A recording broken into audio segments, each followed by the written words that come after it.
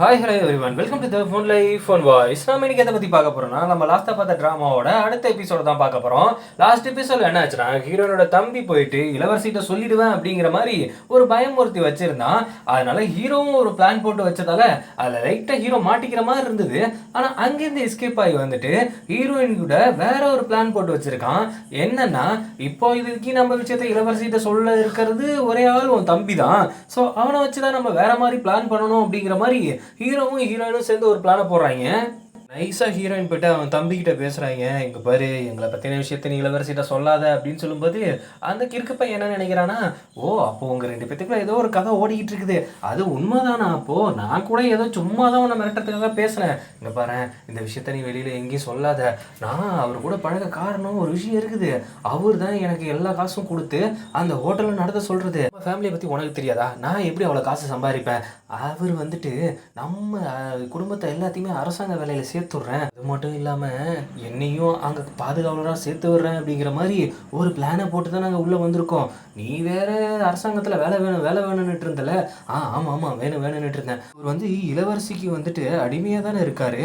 அதே வேலையை உனக்கு வாங்கி தர்ற மாதிரி தான் நான் பேசியிருக்கேன். நீ வந்துட்டு கொஞ்சம் கிறுக்குத்தனமாக எங்களை பற்றி போட்டு கொடுக்குறல்ல, அதனால நாங்கள் அதை தர வேணான்னு முடிவு பண்ணிட்டோம். அப்படிங்கும்போது ஐயோ அப்படிலாம் ஒன்றும் இல்லை, எனக்கு இளவரசியை பார்க்கணும், அவங்க அழகை பற்றி நிறைய பேர் வர்ணிச்சிருக்காங்க, அவங்க கூட வேலை செய்யறது தேனிலவுல தேவதை கூட இருக்கிற மாதிரி, எப்படியாவது இந்த வேலை எனக்கு வாங்கி கொடுத்துரு அப்படிங்கிறப்ப இதை பேசிட்டு இருக்கும்போது ஹீரோ மேலே நின்று இதை கேட்டுக்கிட்டு தான் இருக்கான்.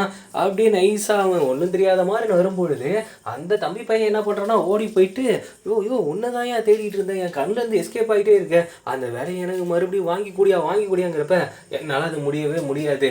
ஏதோ உங்கள் அக்காவுக்காக வாங்கி தரலான்னு நினச்சேன், ஆனால் இப்போ முடியாது அப்படிங்கிறப்ப எப்படியாவது வாங்கி கொடு, உன் காலில் வேணாலும் விழுந்து நான் கேட்குறேன், ஆனால் உங்கள் விஷயத்தை பற்றி நான் சொல்லவே மாட்டேன், இது சத்தியம் அப்படிங்கும்போது இப்போ என்னோட வேலையை உன்கிட்ட நான் கொடுக்குறேன். அதாவது இளவரசி மேலே இருக்காங்க, அவங்க கிட்ட போயிட்டு நல்லபடியாக நடந்துக்கிட்டீங்கன்னா என்னை துரத்திட்டு ஒன்றை வந்துட்டு அவங்களோட ஆஸ்தான அடிமையாக வச்சுப்பாங்க அப்படிங்கிற மாதிரி ஒரு பிட்டை போட பையன் ரொம்ப ஆசையில் கிட்ட போயிட்டு ஹீரோவோட ட்ரெஸ்ஸை போட்டுக்கிட்டு இளவரசி பக்கத்தில் போயிட்டு அதுவும் அவங்க அழகெல்லாம் பார்த்து மயங்கி கொஞ்சம் கிட்ட போகிறப்ப இளவரசி கண்மொழிச்சு பார்த்து எட்டி ஒரே விதி, யாரா நீ அப்படின்னு. இல்லை நான் உங்களுக்கு புதுசாக வந்திருக்க அடிமை, நான் உங்களுக்கு இனிமேல் நான் தான் எல்லாமே பார்த்துப்பேன் அப்படிங்கும்போது அது எப்படி நீ பார்த்துப்ப? உங்கள் அழகை பற்றி இந்த ஊர் மக்கள் அவ்வளோ சொல்லியிருக்காங்க, ஆனால் இப்போ தான் நான் பார்க்குறேன். ஊர் மக்கள் என்ன சொன்னாங்க? நீங்கள் ஒரு தேவதை, அது மட்டும் இல்லாமல் திமிரு, கொஞ்சம் கொழுப்பு, அது மட்டும் இல்லாமல் ஒரு ஆணவம் இருக்கிற தேவதை அப்படிங்கிற மாதிரி சொல்லியிருந்தாங்க. அது எல்லாம் பார்க்க ரொம்ப அழகாகவே இருக்குது அப்படின்னு பயவுல வர்ணிக்க யோ புட்டிச்சி இவன் நாக்கை வெட்டி விடுங்க அப்படிங்கிற மாதிரி இளவரசி சொல்லிடுறா.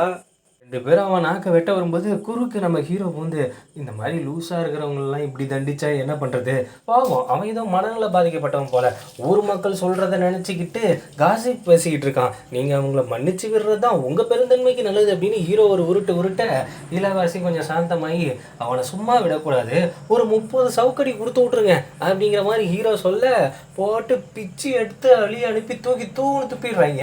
அப்படியே இட்டுப்பு வலியோட, யோ நீ சொன்னதாயா நான் கேட்டேன், என்ன ஏன் போட்டு புரட்டி எடுக்கிறாங்க அப்படின்னு பார்த்தா உன்னையும் தானே அடிக்கணும் அப்படிங்கிறப்ப, இங்கப்ப நீ அவளோட தம்பிங்கிற ஒரே காரணத்துக்காக தான் உன்னை நான் உயிரோட விடுறேன்.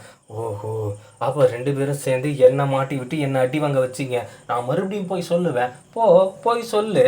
ஆல்ரெடி நீ வந்துட்டு காசி பேசுகிற ஆள் அப்படின்னு அவளுக்கு ரெஜிஸ்டர் ஆகி போச்சு, நீ போய் சொன்னீன்னா உன் தலையை துண்டாக வெட்டிடுவா. இனிமேல் உன் அக்காவையும் டிஸ்டர்ப் பண்ணக்கூடாது, எங்களை பற்றி நீ வெளியில் எங்கேயா மூச்சு விட்டுன்னு தெரிஞ்சுதுன்னா எனக்கு பிரச்சனை இல்லைப்பா, உன் மூச்சு அடுத்த செகண்ட் இருக்காது, நான் கொல்ல மாட்டேன், இளவரசியே போட்டு தெரியுவா அப்படின்னு சொல்லும்போது பையன் போல பயந்தடிச்சுட்டு ஓடி போயிட்டான் போல நைட்டோட நைட்டா. நைட்டு ஹீரோ வழக்கம் போல ஹீரோயின் ஹோட்டலுக்கு சாப்பிட வர அப்படியே ஹீரோவே குறுன்னு பார்த்துட்டு இருக்கா. என் மூஞ்சில் அப்படி என்ன இருக்கு, ஏன் இப்படி குறுன்னு பார்த்துட்டு இருக்கேன்? இல்லை உங்களுக்குள்ள ஒரு திறமை இருக்குன்னு தெரியும், ஆனால் இப்படி சதி திட்டம் போடுற ஆள் அப்படிங்கிறது எனக்கு தெரியாது. அதெல்லாம் உனக்காக பண்ணது இல்லை, நான் உங்ககிட்ட ஒன்று கேட்குறோம். இன்னும் கொஞ்ச நாளில் இந்த சீன காதலர்கள் தினம் வேறு வருது, உங்கள் கூட போனால் நல்லா இருக்கும் அப்படிங்கிற மாதிரி எனக்கு தோணுச்சு. அப்படிங்கும்போது ஓஹோ கண்டிப்பாக நான் வரேன், இல்லை இளவரசியெல்லாம் சமாளிக்கணும், அது ஒன்றும் பிரச்சனை இல்லை, நான் பார்த்துக்கிறேன், நான் வரேன், இனிமேல் உங்கள் தம்பி பிரச்சனை இருக்காது, ஒன்றும் பிரச்சனை இல்லை அப்படின்னு சொல்லிட்டு அவங்கள கொஞ்சம் கொஞ்சமாக அப்படி டெவலப் ஆகிக்கிட்டே இருக்குது.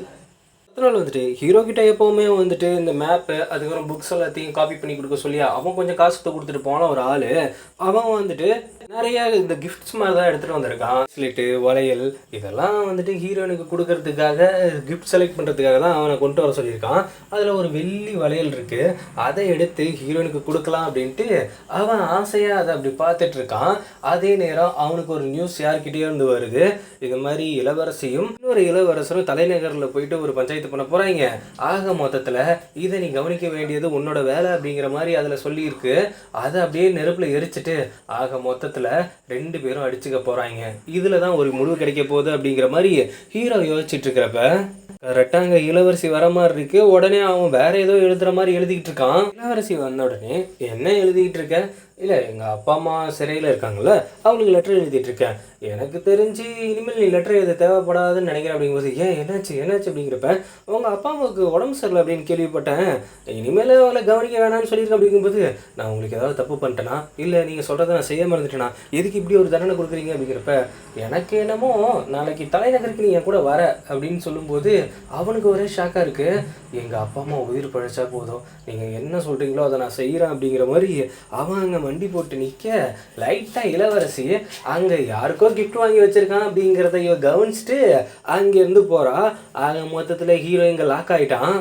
அடுத்த நாள் காலையில் நம்ம செகண்ட் ஹீரோ வந்துட்டு ஹீரோயினுக்கு ஒரு சில ஸ்வீட்லாம் செஞ்சு கொடுத்துட்டு, உன்னை ஒரு விஷயத்துக்காக இன்வைட் பண்ண வந்திருந்தேன், சீனர்கள் காதலர் தினம் வருதுல்ல, அப்போது உன்னையும் குட்டி பாப்பாவையும் கூப்பிட்டு அப்படியே அந்த கடைகளுக்கெல்லாம் சுற்றி காட்டலாம்னு நினச்சங்கும்போது, இல்லை எனக்கு வேற ஒரு முக்கியமான வேலை இருக்குது அப்படிங்கிற மாதிரி சொல்லும்போது, அந்த ஆள் யாருன்னு நான் தெரிஞ்சுக்கலாமா அப்படின்னு அவனும் கேட்குறான். அங்கேருந்து குட்டி பொண்ணு ஓடி வந்துட்டு ஜெயிலில் இருக்க எங்கள் அப்பா அம்மாவுக்கு வந்து டைஃபாய்டா அப்படின்னு சொல்லும்போது அவன் அங்கே இருக்கிற காவலருக்கு போய் லஞ்சம் கொடுத்து உள்ளே போகலான்னு பார்க்குறா. ஆனால் அங்கே உள்ளே விட மாட்டேங்கிறாங்க. எல்லாம் இளவரசியோட பிளானு. சரி இதை ஹீரோ கிட்ட போய் சொல்லலாம் அப்படின்னு பார்த்தா ஹீரோ வந்துட்டு தலைநகருக்கு கிளம்பிட்டு இருக்கான் அப்படின்ட்டு அங்கே இருக்கிற காவலாளிகள் சொன்னோன்னே நேராக ஹீரோவை தான் போய் பார்க்க ஓடுறா. அவன் இருந்துட்டு எதுக்கு என்ன பார்க்க வர, இனிமேல் என்னோட குடும்ப விஷயத்தில் எதுலையுமே தலையிடாத, இங்கே பாரு மறுபடியும் இளவரசி உன்னை மிரட்டினாங்களா, ஏன் இப்படி நடந்துக்கிற, இப்படிலாம் நடந்துக்காத, உன்னோட தைரியம் எங்கே போச்சு அப்படிங்கிற மாதிரி அவன் கேட்டுட்டு இருக்கும்போது, எப்போவுமே நான் தைரியத்தை இழந்து ஆளாயிட்டேன், இனிமேல் என்னோட ஃபேமிலிக்குள்ளே தலையிடாத, நான் தலைநகருக்கு போகிறேன், இனிமேல் எதிர்காலத்தில் நம்ம பார்ப்போமோ பார்க்க மாட்டோமோ, தயவு செய்து என்னை நினச்சிக்கிட்டும் என் ஃபேமிலிக்கு உதவி பண்ணிட்டு உன்னோட வாழ்க்கையை கெடுத்துக்காத அப்படின்ட்டு மூஞ்சில் அடித்த மாதிரி சொல்லிட்டு போயிடுறான். இது ஹீரோயினுக்கு வந்துட்டு சரியான ஹர்ட்டிங் ஆகுது. அங்கேருந்து அப்படி நடந்து வந்துட்டு இருக்கும்போது ஹீரோ வந்துட்டு சொன்ன ஒவ்வொரு விஷயமும் அவன் மைண்டில் ஓடி ஓடி அப்படியே மயக்கம் போட்டு அங்கே இருக்கிற தண்ணி குளத்தில் விழுந்துடுறா. அதுக்கப்புறம் பார்த்தா ஹீரோ தான் பதறி அடிச்சுட்டு ஓடி வந்துட்டு, ஏன் இப்படி பண்ண, ஏன் இப்படி விழுந்த, என்னை விட்டு நீ போக மாட்டேன்னு தானே சொன்னேன், அப்புறம் ஏன் இப்படி போனேன், இப்போ தான் வந்துட்டல, ஒன்றும் பிரச்சனை இல்லை, நீ இப்போவும் சொல்லு, உன் தைரியத்தை நீ எப்போ தான் கொண்டு வர போகிற, அவகிட்டேருந்து நீ எப்போ தான் வெளியில் வர போகிற, என்னை விட்டு நீ போகாமல் இரு அப்படிங்கிற மாதிரி ஹீரோயின் பேசிகிட்டு இருக்கிறப்ப திடீர்னு பார்த்தா அது செகண்ட் ஹீரோ ஃபேஸ் மாதிரி இருக்குது. ஆக மொத்தத்தில் ஹீரோ இங்கே வரவே கிடையாது, எல்லாமே ஹீரோயினோட இமேஜினேஷன். அதே நேரம் அங்கே இளவரசி ஹீரோவுக்கு உனக்கு ஒரு நான் ட்விஸ்ட் ஒன்று வச்சுருக்கேன், உங்கள் அப்பா அம்மாவுக்காக தானே நீ இங்கே என் கூட வர, இல்லைனா இங்கேருந்து நான் இறக்கி விட்டால் ஓடிடுவா தானே அப்படிங்கும்போது, அப்படி இல்லை நான் உங்களுக்கு எப்போவுமே கட்டுப்பட்டவன் தான் அப்படிங்கிறப்ப அது இன்னைக்கு பார்த்துருவோம் அப்படின்ட்டு அவள் ஏதோ பிளான் பண்ணுறா. இதோட இந்த எபிசோட் முடியுது. இதுக்கப்புறம் என்ன ஆக போகுதுங்கிறத நம்ம அடுத்தடுத்த எபிசோடில் பார்க்கலாம். என்னோட வீடியோ உங்களுக்கு பிடிச்சிருந்தா லைக் பண்ணுங்கள், ஷேர் பண்ணுங்கள், சப்ஸ்கிரைப் பண்ணுங்கள், நோட்டிஃபிகேஷன் பெல் பட்டனை மறக்காமல் கிளிக் பண்ணுங்கள்.